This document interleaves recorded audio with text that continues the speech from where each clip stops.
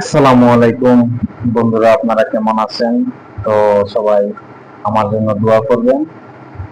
আর আমি আজকে হাফিজুর রহমান সিদ্দিক সাহেবের একটা বয়ান আপনাদের মাঝে নিয়ে আসলাম। বয়ানটা মনোযোগ দিয়ে দেখেন।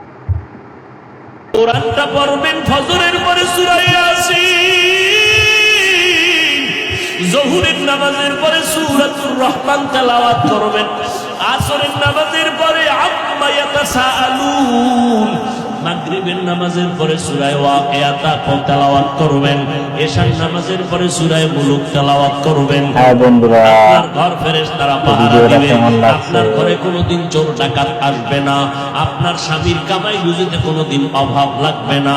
সূরা ইয়াসিনটা পড়া ভুলিয়েন না রে আম্মা জান। কপাল খারাপ, দুনিয়ার সব কিছুই শিখলেন, কোরআন পড়া শিখলেন না। আমি ছোটবেলার থেকে বলতেছিলাম, ভুলে গেছিলাম। আম্মা জান আমাদের গজল শিখাইতেন, আম্মা জান আমাদের কোরআন পড়া শিখাইছে। ও পর্দার আড়ালের আম্মা জান, কেন কোরআন শিখলেন না রে মা?